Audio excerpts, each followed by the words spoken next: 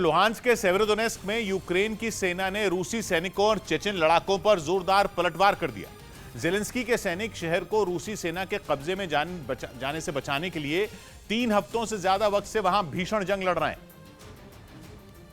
और वो कोशिश कर रहे हैं कि मारियोपोल की तरह सेवेरोडोनेस्क पुतिन के पंजे में न जा सके, क्योंकि सेवेरोडोनेस्क पर रूसी सेना और चेचन लड़ाकों के कब्जे का मतलब होगा पूरे लुहांस्क पर उनका कंट्रोल,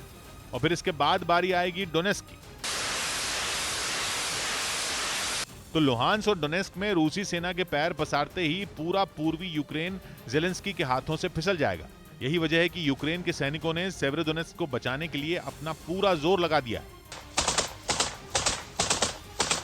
हालांकि रूस ने सेवेरोडोनेस्क के 80% हिस्से पर कब्जे का दावा कर दिया है, लेकिन बचे हुए 20% इलाके पर कंट्रोल करने में उसे तगड़ा प्रतिरोध झेलना पड़ रहा है, क्योंकि वहां के अजोद केमिकल फैक्ट्री में छिपे यूक्रेन के सैनिक हथियार डालने के लिए तैयार नहीं हो रहे। वो लगातार रूस के सैनिकों और चेचन लड़ाकों पर हमले बोल रहे हैं। और यूक्रेन के सैनिकों के हमले का एक वीडियो भी सामने आया, जिसमें वो टैंक से रूसी सेना के ऊपर गोले बरसाते दिखाई दिए। इस हमले के दौरान यूक्रेन का एक सैनिक लगातार टैंक को टारगेट सेट करने के लिए निर्देश देता नजर आया, और जैसे ही वो आदेश देता, टैंक से गोला छोड़कर वार कर दिया जाता। इसी तरह यूक्रेन की सेना टैंक से लगातार गोले दागकर रूसी सेना पर हमला करती रही। वहां एक कमरे में मौजूद एक सैनिक दूरबीन की मदद से यह देखने की कोशिश करता नजर आया कि टैंक से किए गए हमले में रूसी सेना और चेचन लड़ाकों को कितना नुकसान पहुंचा। इस बीच पूर्वी यूक्रेन के डॉनबास पर कब्जे के लिए जारी जंग में उस वक्त पुतिन की सेना को बड़ी कामयाबी मिलती दिखाई दी, जब खबर आई कि यूक्रेन ने लुहांस्क के सेवेरोडोनेस्क शहर से अपनी सेना हटाने का फैसला कर लिया है,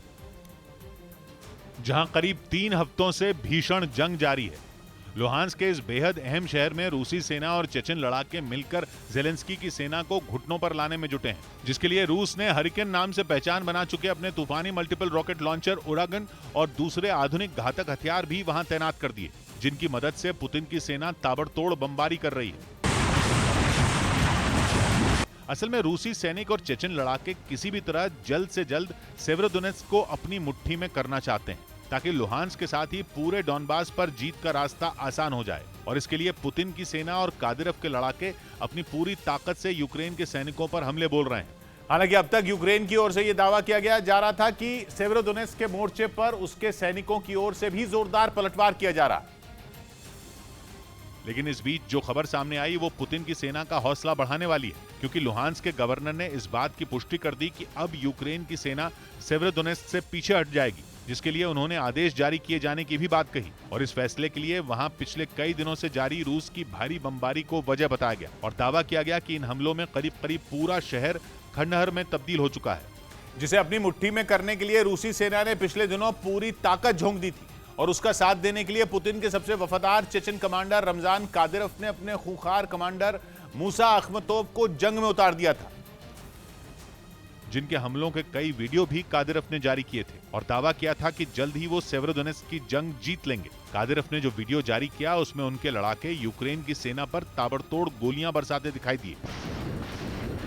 खूंखार चेचन लड़ाके मूसा अखमतोव ने भी अपने कमांडर को सही साबित करने में कोई कसर नहीं छोड़ी और यूक्रेन के सैनिकों की ऐसी घेराबंदी की कि उनके लिए जंग छोड़कर लौटने के अलावा कोई चारा नहीं बचा, क्योंकि चेचन कमांडर ने अपने लड़ाकों के साथ मिलकर यूक्रेन के सैनिकों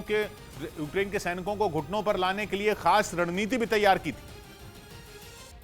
जिसके तहत उसके एक इलाके में चेचन लड़ाकों ने यूक्रेन के सैनिकों को पूरी तरह घेर भी लिया। और रमजान कादिरोव ने कुछ रोज पहले ऐसे ही एक हमले का वीडियो भी जारी किया था, जिसमें यूक्रेन के सैनिक सेवेरोडोनेस्क के एक इलाके में एक मकान में छिपने की कोशिश करते दिखाई दिए थे। और जैसे ही यूक्रेन के सैनिक मकान के अंदर दाखिल हुए, ड्रोन कैमरे से उन पर नजर रख रहे चेचन लड़ाकों ने उस मकान को जोरदार धमाके के साथ उड़ा दिया। और अब लुहांस्क के गवर्नर ने भी यही दलील देते हुए यूक्रेन के सैनिकों को वहां से हटाने का ऐलान किया है कि ज्यादा दिन तक वहां रहने पर एक भी सैनिक जिंदा नहीं बचेगा।